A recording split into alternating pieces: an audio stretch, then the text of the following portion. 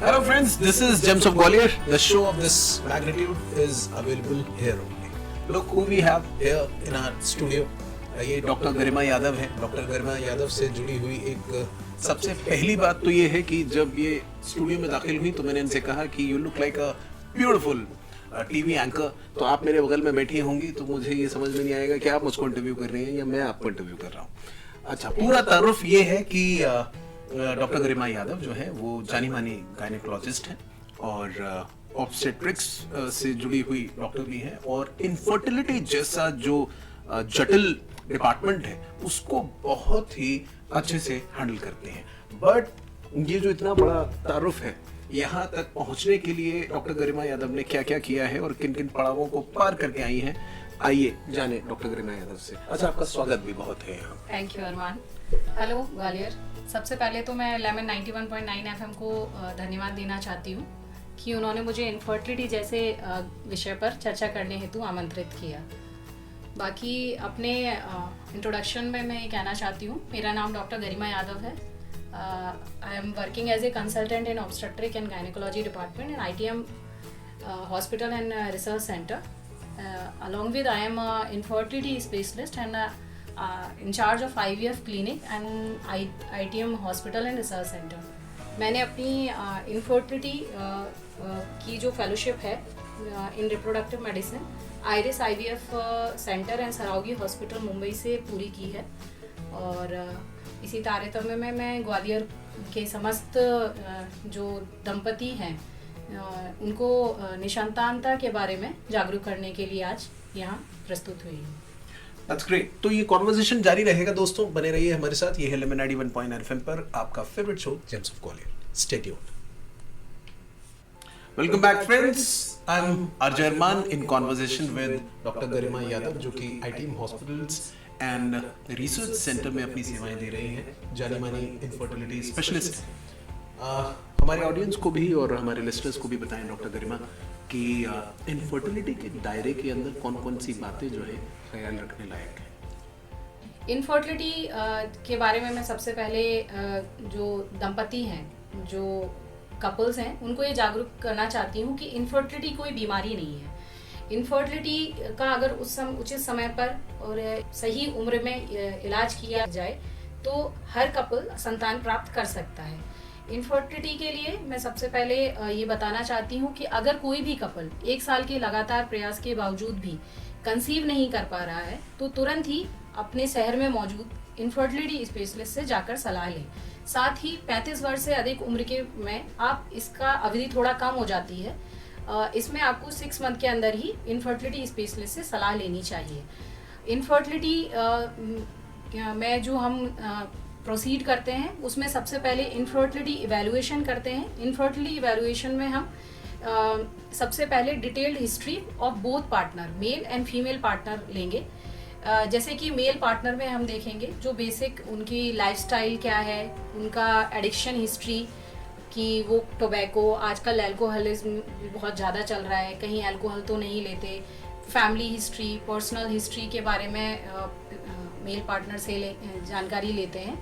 और इसी तरह फीमेल में भी हम उनकी डिटेल हिस्ट्री, कहीं पे महिला का कोई ऑपरेशन या पहले TB की कोई बीमारी, डायबिटीज़, थायराइड तो नहीं है, तो उसके बारे में पूछते हैं. इसके बाद हम आते हैं क्लिनिकल एवेल्युएशन पर, जिसमें हम दोनों ही पार्टनर का क्लिनिकल एग्जामिनेशन और इन्वेस्टिगेशन कराते हैं. इन मेल पार्टनर में जो बेसिक इन्वेस्टिगेशन होता है वो होता है सीमेन एनालिसिस, जो बहुत ही सस्ता और बहुत ही कम दामों में होता है, लेकिन इसका बहुत ही उपयोग होता है क्योंकि मेल फैक्टर में इसी के थ्रू हम आगे प्रोसीड करते हैं कि whether it is male factor infertility और whether it is female factor infertility. और ऐसे ही फीमेल में हम अल्ट्रासाउंड कराते हैं, ट्रांसवेजाइनल सोनोग्राफी, अगर बच्चादानी में कुछ दिक्कत है तो हम हिस्ट्रोस्कोपी और डायग्नोस्टिक लैप्रोस्कोपी, इस तरह से जांचें कराकर हम फाइनल आउटकम पर आते हैं कि whether it is male factor infertility और फीमेल फैक्टर इनफर्टिलिटी. इस तरह से हम फिर आगे उसका इलाज करते हैं. और वो इलाज कैसे होता है ये जानेंगे डॉक्टर गरिमा यादव से. बट अभी एक लॉजिकल स्टेप यही है कि हम एक ब्रेक ले लें। वापस आते हैं कुछ सेकंड्स के ब्रेक के बाद। Stay tuned. फिर से स्वागत है आपका। अगर आप यही शो सुन रहे हैं या देख रहे हैं तो ये बड़ा समझदारी भरा फैसला है। मैं हूँ आरजे अरमान। डॉक्टर गरिमा यादव आज हमारे स्टूडियो में मौजूद हैं और हम उनसे इनफर्टिलिटी से जुड़ा हुआ बहुत कुछ जान रहे हैं। अगर आपके कोई सगे संबंधी हो या आपकी जान पहचान के कोई हो जो कि इनफर्टिलिटी से जूझ रहे हो, चाहे वो मेल फैक्टर इनफर्टिलिटी हो या फिर फीमेल फैक्टर इनफर्टिलिटी हो, उनको बताएं इस शो का पता कि वो इस शो को सुने और देख भी सकते हैं हमारे यूट्यूब चैनल पर। डॉक्टर गरिमा, आपने काफ़ी कुछ बताया इनफर्टिलिटी के दायरे में क्या क्या चीज़ें आती हैं और किस किस तरह ये होती है। इससे कॉम्बैट कैसे करते हैं, मतलब इससे संतान प्राप्ति की तरफ कैसे बढ़े, एक पता लग जाए कि वेदर मेल और फीमेल फैक्टर इनफर्टिलिटी है, संतान प्राप्ति फिर कैसे हो, उसके क्या प्रोसेस है वो बताएं। जैसा कि अरमान मैं पहले भी बता चुकी हूँ कि इनफर्टिलिटी कोई बीमारी नहीं है। इसका बस समय रहते इलाज कराना, बेसिक इन्वेस्टिगेशन कराकर अपने आप को डॉक्टरों से डॉक्टरी सलाह लेना बहुत ज़रूरी है। जैसे कि अगर हम बात करें मेल फैक्टर इनफर्टिलिटी की, मेल फैक्टर इनफर्टिलिटी में हम सबसे पहले जानते हैं कि स्पर्म सीमेन एनालिसिस हम करते हैं। सीमेन एनालिसिस एक बहुत ही सस्ता एक इन्वेस्टिगेशन है जो कि मेल फैक्टर इनफर्टिलिटी को रूल आउट कर देता है। मेल फैक्टर इनफर्टिलिटी में हम स्पर्म मोर्टेलिटी के बारे में जानते हैं, जो कि मोर देन 50% अगर होती है तो वो एक अच्छी खासी स्पर्म मोर्टेलिटी होती है।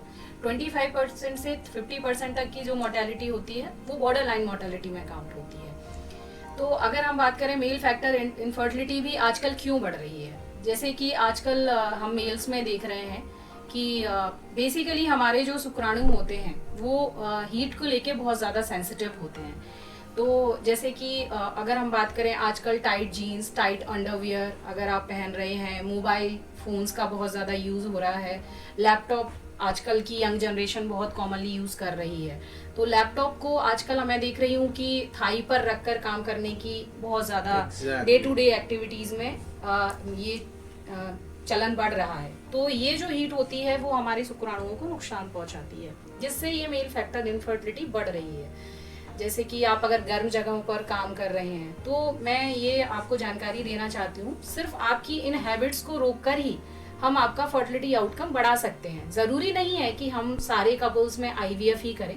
कुछ ऐसी चीज़ें होती हैं जैसे कि न्यूट्रिशनल सप्लीमेंट्स अगर हम दें, विटामिन E वगैरह हम देते हैं, एक क्लोमिफेन सिट्रेट टैबलेट होती है, वो देकर भी हम फर्टिलिटी आउटकम बढ़ाते हैं। इससे जो सीमेन का में स्पर्म काउंट्स होता है वो बढ़ता है और साथ ही स्पर्म मोर्टेलिटी भी बढ़ती है, जिससे मेल फैक्टर से अगर हमारी इनफर्टिलिटी आ रही है तो उससे फर्टिलिटी आउटकम अच्छा आता है और कंसीव होने के चांसेस ज़्यादा बढ़ते हैं। वहीं जैसे अरमान, अगर हम महिलाओं में निसंतानता की बात करें तो महिलाओं में सबसे पहले बेसिक इन्वेस्टिगेशन हम करा के देखते हैं कि उससे प्रीवियस हिस्ट्री हम लेंगे कि कहीं उसको ट्यूबरकुलोसिस तो नहीं है, या फिर महिला का कोई इलाज तो नहीं किया गया, या फिर महिला को किसी चीज़ का ऑपरेशन तो नहीं कराया गया, महिला को कोई डायबिटीज़ या फिर थायराइड का डिसऑर्डर तो नहीं है। तो इन बेसिक इन्वेस्टिगेशन के बाद हम अल्ट्रासाउंड करा कर देखते हैं कहीं बच्चादानी में कोई गांठ तो नहीं। तो इन सब का इलाज करके भी हम उसको मतलब गर्भधारण की प्रक्रिया कर सकते हैं। तो इन बेसिक इन्वेस्टिगेशन और इस कुछ दवाइयों के सहायता से भी हम बच्चा ला सकते हैं। इसीलिए मेरा दोनों पार्टनर्स मेल और फीमेल और कपल्स को ये मतलब सुझाव है कि वो IVF को कॉस्ट की तरह ना देखें। IVF हम पर विश्वास करें, हम बेसिक और उचित दामों में भी आपकी सहायता कर सकते हैं। अच्छा, इस बीच आपने एक टर्म यूज किया IVF। बहुत सारे लोगों को इस बात की अवेयरनेस नहीं होगी व्हाट IVF इज, जो कि बहुत इंपॉर्टेंट फैक्टर है। We'll know about that after a brief short break. Stay tuned. Welcome back दोस्तों, मेरा नाम है आरजे अरमान, आप जानते हैं, और इंटेलिजेंट होने के नाते मेरा ये फ़र्ज़ बनता है कि मैं इंटेलिजेंट सवाल करूं डॉक्टर गरिमा यादव से, जो कि आज हमारे स्टूडियो में मौजूद है। और डॉक्टर गरिमा यादव, हम थोड़ी देर पहले बात कर रहे थे IVF की, जो एक बहुत इम्पॉर्टेंट प्रोसेस है किसी भी कपल जो कि इनफर्टिलिटी से जूझ रहा है उसको संतान दिलाने में, उस पर थोड़ी सी रोशनी डालें। See Arman, IUI, IVF and ICSI, these three are the assisted reproductive techniques. Okay. तो इसके बारे में मैं आम जनता को ये बताना चाहती हूँ कि ये तीनों ही हम अगर किसी भी महिला एवं पुरुष को नॉर्मल प्रक्रिया से बच्चा नहीं आ पा रहा है तो हम इन तीनों की सहायता से उन्हें बच्चा लाने की कोशिश करते हैं। तो इस तारतम्य में सबसे पहली जो प्रोसेस होती है वो एक IUI होती है, that is intra uterine insemination. इसमें हम क्या करते हैं कि अगर किसी भी पुरुष के शुक्राणु 15 से 20 मिलियन पर ml है, मतलब एक बॉर्डर लाइन स्पर्म काउंट है, तब हम उसको ये सलाह देते हैं कि आप IUI कराएं। डायरेक्ट हम IVF पर नहीं पहुंचते एज ए IVF स्पेशलिस्ट में ये जानकारी देना चाहूँगी। प्राइमरी हम सबसे पहले अगर किसी ने पहले IUI की साइकिल नहीं ली है या फिर एक उचित उम्र में हमारे पास कपल आ गए हैं या फिर उनका ओवेरियन रिजर्व अच्छा है या फिर किसी ट्यूब ब्लॉक नहीं है, तो हम उनको सबसे पहले IUI की सलाह देते हैं। तो IUI में हम सबसे पहले मतलब अगर बोलें तो border line sperm counts mandatory होते हैं। इसमें हम क्या करते हैं कि केवल अगर मतलब लाइक अगर उनकी स्पर्म्स की मॉर्फोलॉजी कम है या फिर बॉर्डर लाइन स्पर्म काउंट्स हैं, तो हम इसमें क्या करते हैं कि एक दो तरह से IUI साइकिल्स होती हैं, एक स्टिमुलेटेड साइकिल होती है, एक अनस्टिमुलेटेड साइकिल होती है। जैसे कि अगर हम स्टिमुलेटेड साइकिल की बात करें तो स्टिमुलेटेड साइकिल में हम महिला के दूसरे दिन से फॉलिकुलर मतलब TVS करते हैं।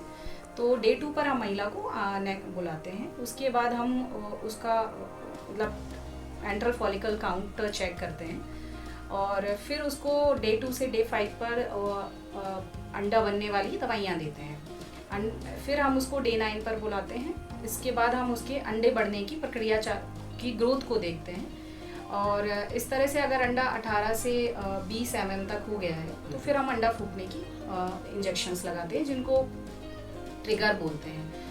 और फिर हम आइडियली हम ये मानते हैं कि 36 आवर से 48 आवर में अंडा फूट जाना चाहिए।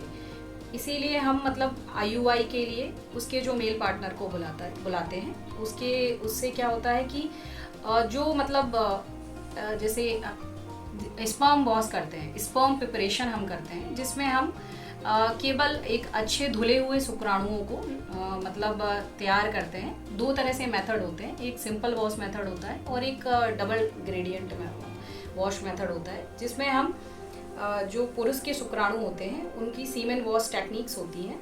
वो एक धुले हुए शुक्राणु जिसमें से हम पस और सेवाइनल फ्लूइड्स हटाकर एक जो अच्छी क्वालिटी के स्पर्म्स होते हैं उसको एक नली के थ्रू महिला की गर्भाशय में इंजेक्ट करते हैं। इससे जो फ़ायदा हमको मिलता है कि अगर जो नेचुरल साइकिल होती है, नेचुरल अगर हम टाइमली इंटरकोर्स साइकिल जो कपल्स को हम देते हैं, उसमें नॉर्मल फर्टिलिटी के चांसेस 3 से 4% होते हैं।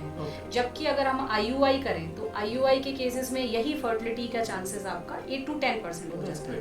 तो इसीलिए एक सिंपल सी जो प्रक्रिया के थ्रू जो कि बहुत ही कॉस्ट इफेक्टिव है, हम मतलब निसंतान दंपतियों को मतलब बेहतर इलाज प्रोवाइड कर सकते हैं। तो ये बात हुई IUI की। हम IVF और ICSI के बारे में भी जानेंगे और ये उन सभी लोगों के लिए बहुत ही वैल्यूएबल इंफॉर्मेशन है जो निसंतान है। और ये भी होता है मतलब क्योंकि इंडियन सोसाइटी में पेट्रियार्की का बोलबाला है, अक्सर ये कह दिया जाता है कि बहू में ही कोई दोष होगा और सालों जीती है। इसीलिए मैंने आपको मेल फैक्टर इनफर्टिलिटी के बारे में एलैबोरेट किया, क्योंकि जरूरी नहीं कि सिर्फ महिला में ही मतलब कोई दोष हो, पुरुष में भी हो सकता है। जिस तरह से लाइफ स्टाइल वेरिएशंस बदल रहे हैं, तो इसीलिए आजकल मेल फैक्टर इनफर्टिलिटी भी मतलब बढ़ रही है। और उसमें एक फैक्टर ये भी है कि बड़े बड़े इश्तेहार जो छपते हैं, आप माता पिता बन सकते हैं, आपको औलाद हो सकती है, और वो गलत जगहों पर लोग पहुंच जाते हैं, पैसे भी ऐंठे जाते हैं और वो ना इमोशनल लॉस बहुत बड़ा होता है कि आप औलाद के बिना रह गए। मगर IVF और ICSI के बारे में अगर आप जानेंगे तो बहुत बड़े चांसेस हैं कि आपको संतान मिल सके। जो जानेंगे डॉक्टर गरिमा यादव से, जो कि ITM हॉस्पिटल और रिसर्च सेंटर में अपनी सेवाएं दे रही हैं। बने रहिए हमारे साथ। ये है James of Gwalior, lemon 91.9 FM पर। दोस्तों, ये है जेम्स ऑफ ग्वालियर, आपका फेवरेट शो लेमन 91.9 FM पर। मेरा नाम आरजे अरमान है, आप जानते ही हैं। मेरा हमेशा से मानना रहा है डॉक्टर गरिमा की we we could go wrong, we may go right, but the aim should be to raise the bar. Yes. ये जो अभी कॉन्वर्जेशन बहुत सारे लोग सुन पा रहे हो, या लोगों को लगा होगा कि अरे यार तो एक ड्राई सब्जेक्ट है इनफर्टिलिटी, बट हमको एज अ सोसाइटी मेंबर हमको अपना फर्ज जरूर निभाना चाहिए, और यही मेरी नीयत के चलते आज डॉक्टर गरिमा यादव को इनवाइट किया है मैंने अपने स्टूडियो में, और उनसे जान रहे हैं इनफर्टिलिटी से जुड़ा बहुत कुछ। आपने अगर IUI नहीं सुना है इस कॉन्वर्जेशन में, तो ठीक कुछ देर पहले हम बात कर रहे थे IUI के बारे में, जो कि आपको संतान दिला सकता है। अब दो प्रोसेस के बारे में और ब्रीफ में बताइए, जो कि IVF और ICSI। जैसे कि IVF और ICSI के बारे में मैं आपको बताऊँ, ये दोनों ही फर्टिलाइजेशन प्रोसेस हैं। ये लेबोरेटरी बेस्ड मेथड है, और जहाँ तक ये लेबोरेटरी बेस्ड मेथड है तो इनका जो कॉस्ट होता है वो IUI से ज़्यादा होता है। तो लेकिन अगर बात करें फर्टिलिटी आउटकम की, तो फर्टिलिटी आउटकम इनका बहुत ही अच्छा होता है। 35 से 40% फर्टिलिटी आउटकम एक IVF और ICSI साइकिल का होता है। तो जैसे कि IVF means in vitro fertilization. इसमें हम क्या करते हैं कि जो हम ओवम पिकअप करते हैं, ओवम पिकअप से हम महिला के अंडे प्राप्त करते हैं, जितने भी हमने एग रिट्राइव करे हैं, और सीमेन वॉश के बाद जो धुले हुए शुक्राणु हैं उनको एक पेट्री डिश में डालते हैं। इसके बाद मतलब हम उनको ऑटोमेटिकली फर्टिलाइजेशन के लिए छोड़ देते हैं। तो इसमें जो मॉर्फोलॉजिकली गुड स्पर्म होता है वो जाके मतलब अंडे को फर्टिलाइज करता है, और इस तरह से हमें जो है वो एम्ब्रियो प्राप्त होते हैं। अच्छा, इसका परसेंटेज क्या है? मतलब जैसे मैंने बताया कि फर्टिलिटी आउटकम में इनका परसेंटेज 35 से 40% है। तो इसीलिए जो कि कहना चाहिए कि IVF और ICSI आशा की एक नई किरण है इनफर्टिलिटी कपल्स के लिए। लेकिन अगर मैं बात करूं कि अब ICSI इज और भी ज्यादा एडवांस मोडालिटी है। And what is ICSI? ICSI is intracytoplasmic sperm injection. Okay. तो इसमें हम क्या करते हैं, जैसे IVF के भी कुछ कौन से IVF में जो इन विट्रो फर्टिलाइजेशन होता है उसमें एक्चुअली जैसे कि ऐसे हमने सीमेन एनालिसिस किया, तो सीमेन एनालिसिस में अगर हमको मॉर्फोलॉजिकली गुड स्पर्म नहीं मिल रहा है, जैसे कि अगर हम बात करें कि किसी भी सीमेन एनालिसिस में हमको एजोस्पर्मिया मिल रहा है, तो इन सच केसेस में द मोस्ट अगर हम आते हैं तो उसमें हम आफ्टर एक टेक्निक होती है विच इज़ टेसा एंड पेसा, जिसमें हम टेस्टिकुलर स्पर्म एक्सट्रैक्शन करके एक नॉन इन्वेजिव टेक्निक होती है जिसमें हम by tubules, we got the seminiferous tubules, उसमें हम स्पर्म प्राप्त करते हैं। इसमें हमारा जो एम्ब्रियोलॉजिस्ट होता है ICSI में, जो भी हमने मतलब स्पर्म प्राप्त किए हैं उनको एक इंजेक्शन के थ्रू एग्स में इंजेक्ट करता है। तो इससे जो फर्टिलिटी आउटकम होता है वो काफ़ी ज़्यादा होता है, क्योंकि और साथ ही इसका बेनिफिट है कि in case of azoospermia it is just like a boom. तो इस तरह से अगर बात करें तो ICSI का डेफिनेटली कॉस्ट बढ़ जाता है, बट फर्टिलिटी आउटकम IVF से ज़्यादा है। दोस्तों, आपने IUI के बारे में भी जाना, आपने इनफर्टिलिटी के बारे में भी जाना। अब डॉक्टर गरिमा यादव से ये जानेंगे कि जैसे अभी थोड़ी देर पहले आप बता रही थी कि जीन्स में मोबाइल होता है, टाइट अंडरवेयर्स होते हैं, या बहुत सारी चीजें ऐसी हैं जो कि इनफर्टिलिटी हमारे समाज में एक बात और मैं बोलना चाहूंगी इसी में, क्योंकि आजकल जो मेल में मैं देख रही हूँ कि बॉडी बनाना है सब, तो दे क्वाइट कंज्यूम एनाबॉलिक स्टेरॉइड्स। मैं यही सारे फैक्टर्स जो है डिटेल में आपसे जानना चाहता हूँ, जो कि हम ब्रेक के बाद जानेंगे। वापस आते हैं एक ब्रेक के बाद, यही मिलेगा, ये है लेमन 91.9 FM पर James of Gwalior. Stay tuned. पुनः स्वागत है आपका, ये है लेमन 91.9 FM पर James of Gwalior. James of Gwalior को अगर मैं हिंदी करता तो फिर दिक्कत आती, टाइम लगता है। हमको थोड़ी देर पहले आप बता रही थी कि जो मेल इनफर्टिलिटी है उसमें बड़े फैक्टर्स हैं आजकल, टाइट जीन्स, टाइट अंडरवेयर्स और मोबाइल और लैपटॉप पर घंटों घंटों इस्तेमाल, और हीटेड कुछ जगहों पर काम करना या रहना। इसके अलावा कौन से ऐसे फैक्टर्स मेल्स और फीमेल्स दोनों के लिए भी हो सकते हैं, मतलब आप अलग अलग करके बता सकते हैं कि इनफर्टिलिटी दूर ही रहे? इसके बारे में मैं एक्चुअली आपको बताऊं मैं कि एक और फैक्टर के बारे में मैं मिस कर गई थी, दैट इज लाइक अगर हम बात करें कि आजकल जो मेल्स हैं आजकल की जो यंग जनरेशन के बॉयज हैं वो आजकल बॉडी बनाने में ज़्यादा बिलीव कर रहे हैं। उसके लिए आजकल वो एनाबॉलिक स्टेरॉइड ले रहे हैं रेदर देन वो जिमिंग के साथ साथ एनाबॉलिक स्टेरॉइड भी आजकल काफ़ी प्रचलन में आ रहा है। Very true. ये भी एक बहुत ही मतलब वर्स्ट फर्टिलिटी आउटकम हमको देता है। तो इसीलिए मैं मतलब इसके बारे में आपको जागरूक करना चाहती हूँ कि इसका यूज़ ना करें। बेहतर है कि आप अपना जो लाइफस्टाइल मॉडिफिकेशन है वो मतलब योगा, मेडिकेशंस, रनिंग, कार्डियो इसके थ्रू करें, क्योंकि इसमें आपको कोई भी नुकसान नहीं है और इससे आपका फर्टिलिटी आउटकम भी बहुत ही अच्छा आएगा। तो इसीलिए मैं दोनों ही मतलब कपल्स में दोनों स्त्री एवं पुरुष को ये बताना चाहती हूँ कि आप नॉर्मल मेडिकेशन करें, योगा करें, आप वॉकिंग करें, जॉगिंग करें, जुम्बा क्लासेस हैं, आप इन सब के थ्रू भी अपना फर्टिलिटी आउटकम बढ़ाएं। साथ ही दूसरा अगर कोई चीज़ है वो है आपका न्यूट्रिशनल सप्लीमेंट्स। इसके लिए आप अपना vitamin C intake, vitamin E, omega 3 fatty acids, protein, अच्छी प्रोटीन डाइट लें। तो एक डाइटरी मॉडिफिकेशन करके भी आप अपना फर्टिलिटी आउटकम बढ़ा सकते हैं।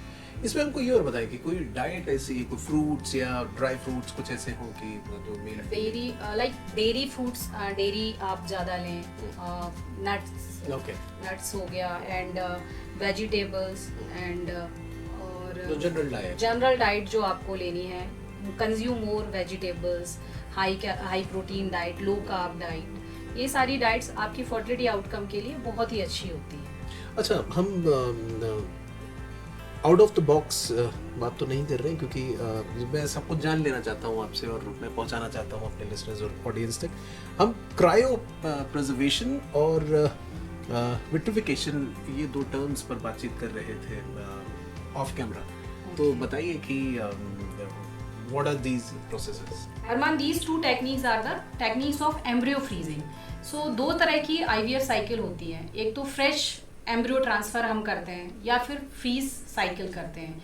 तो आइडियली जो फ्रीज साइकिल होती है वो साइकिल काफ़ी कॉस्ट इफेक्टिव होती है, साथ में उसका फर्टिलिटी आउटकम जो होता है वो काफ़ी अच्छा होता है। तो जो टेक्निक थी पहले cryo preservation, but after 19th और 2000 डिकेड अब एक विट्रिफिकेशन टेक्निक आ गई है। विट्रिफिकेशन टेक्निक में जो ड्रॉबैक था क्रायो प्रिजर्वेशन का कि आफ्टर थॉइंग द एम्ब्रियो जो क्रिस्टल फॉर्मेशन होता था, उसके बाद जो हमें एम्ब्रियो मिलते थे उसका जो केवल हमको 60 to 70% ही मिलते थे, और जिससे उनका फर्टिलिटी जो IVF साइकिल के बाद फर्टिलिटी अचीव करने की परसेंटेज थी वो काफ़ी कम हो जाती थी। जबकि in vitrification which is a technique of fast freezing, तो इसमें जो हम मतलब एम्ब्रियो मतलब आफ्टर थॉइंग द एम्ब्रियो हम 95% से 100% प्राप्त कर सकते हैं और फर्टिलिटी आउटकम भी ऐसी जो साइकिल्स का आप काफ़ी अच्छा होता है। तो ये दोनों टेक्निक्स आपकी फ्रीजिंग टेक्निक्स हैं। दोस्तों, we have learned a lot from doctor Garima Yadav about infertility. हमने IUI के बारे में जाना, हमने IVF के बारे में जाना, और ये जाना कि आपकी होप्स जो हैं वो पस्त नहीं होनी चाहिए। बहुत सारी टेक्निक्स ऐसी हैं कि अब आप संतान पा सकते हैं। अब बार बार मैंने जिक्र किया ITM हॉस्पिटल और रिसर्च सेंटर का। अब यहाँ से संपर्क कैसे करें? डॉक्टर गरिमा यादव या बाकी अगर स्टाफ से मिलना चाहें या किसी तरह का वो हो, सवाल जवाब हो, कोई क्वेरी हो, तो कैसे वो पता करें? ये समाधान आपको अगले कुछ सेकंड्स बाद मिलेगा। बने रहिए जेम्स ऑफ ग्वालियर में आरजे अरमान और डॉक्टर गरिमा यादव के साथ। Stay tuned. My dear friends, fans, ACs and coolers, this is Level 91.9 FM, Level 91.9 FM पर ये है जेम्स ऑफ ग्वालियर। डॉक्टर गरिमा, मैं ये चाहता हूँ कि जो ITM hospital and research centre के बाकी डिपार्टमेंट्स हैं वो भी ब्रीफ में हमको पता चले, क्योंकि बहुत सारे लोगों को ये छवि ना पहुंचे कि वहाँ सिर्फ इनफर्टिलिटी का इलाज होता है। नहीं, ऐसा नहीं है।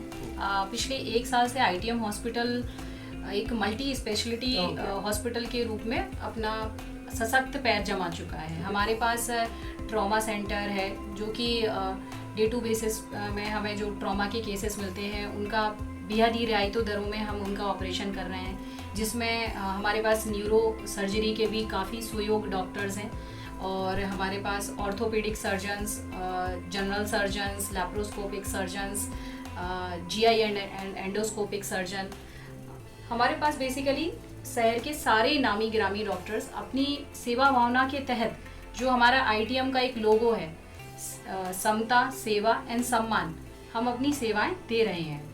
और इसी क्रम में अब अगली जब हमारी जो वर्षगांठ चालू हो रही है, वर्षगांठ आने वाली है, उसमें हम ये अपना ITM IVF and test tube baby centre का आयोजन करने जा रहे हैं। Oh great. अच्छा, आईवीएफ से मुझको याद आया, हम बिहाइंड द कैमरा बात कर रहे थे कि ये आईवीएफ से जुड़ा एक मिसकंसेप्शन था कि टेस्ट ट्यूब बेबीज वाला मामला, वो क्या है? बेसिकली मैं सारे के सारे जो निसंतान दंपत्ति हैं या फिर जो टेस्ट ट्यूब बेबी के थ्रू या फिर आईवीएफ के थ्रू संतान प्राप्त करना चाहते हैं, उनको ये जानकारी देना चाहती हूँ कि ये एक नॉर्मल जो नेचुरल कंसेप्शन है उसी का ही मिमिक है। ये आपके जो आपका बच्चा होगा उसका जो जेनेटिक मटेरियल होगा वो आपका ही रहता है। अदरवाइज अगर आपने स्पर्म या डोनर स्पर्म या फिर डोनर एग इस्तेमाल अपने आईवीएफ साइकिल में नहीं करे हों, बाकी अगर जो आप बच्चा प्राप्त करेंगे आपके खुद के एग्स एंड स्पर्म के एम्ब्रियो से, वो आपके नेचुरल आपके ही जेनेटिक मटेरियल होगा। तो इसीलिए जो एक भ्रांतियां आईवीएफ को लेके हम मतलब जानते हैं, उसके लिए भी मेरा ये जागरूक करना बहुत ज़रूरी है एज ए आईवीएफ स्पेशलिस्ट कि आप आईवीएफ एक मतलब हमारी आपको संतान प्रदान करने के लिए एक कोशिश है। And there is nothing artificial, that's a natural process. So दोस्तों, ये कॉन्वर्सेशन जारी रहेगा, बने रहिए लेमन 91.9 FM पर। That's a wise decision. हालांकि बात इनफर्टिलिटी की जारी रही इस पूरे कॉन्वर्सेशन के दौरान, जो कि डॉक्टर गरिमा यादव के साथ हुआ, बट बड़ा इंपॉर्टेंट थॉट है कि हर मुलाकात का अंजाम जुदाई क्यों है। अब तो हर वक्त यही बात सताती है हमें।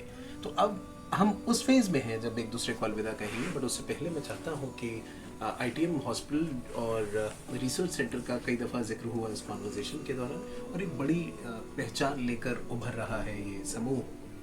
तो एक तो इसके बारे में कुछ बताएं, दूसरा हमारे ऑडियंस और लिसनर्स को आप एक संदेश दें, और तीसरी बात, यहाँ से संपर्क कैसे करें, यहाँ का एड्रेस क्या है, फ़ोन नंबर मैं बताऊँगा। सबसे पहले तो मैं ITM hospital and research centre के बारे में आपको जानकारी देना चाहती हूँ। ITM hospital and research centre आंचल का एकमात्र हॉस्पिटल है कि जो कॉस्ट बेनिफिट नहीं देख रहा है। पिछले 1 साल से हमारे यहाँ पर जो ओपीडी चालू की जा रही है वो निःशुल्क ओपीडी है। शहर के सारे नामी डॉक्टर्स हमारे पास फ्री में अपनी सेवाएं प्रदान कर रहे हैं। और अगर बात करें कि पिछले 1 सालों में हमने लगभग 50,000 से भी अधिक मरीजों को ओपीडी में, फ्री ओपीडी में इलाज किया है। इसी तरह लगभग 500 से भी अधिक सर्जरियां हमारी बेहद रियायती दरों में की जा चुकी हैं। और चूंकि अब हमारे आईटीएम की वर्षगांठ का दिन आने वाला है, इसी क्रम में हम अपने जो भी ग्वालियर के निवासी हैं उनके लिए एक आईटीएम इनफर्टिलिटी क्लिनिक की सुविधाएं स्टार्ट करने जा रहे हैं, जिसमें हम fertility evaluation, pre conceptional counselling और अल्ट्रासाउंड सोनोग्राफी और जो इनफर्टिलिटी इन्वेस्टिगेशंस हैं वो बेहद ही रियायती दरों पर करेंगे। साथ ही जो इनफर्टिलिटी ओपीडी जो हमारी होंगी वो फ्री ऑफ कॉस्ट रहेंगी।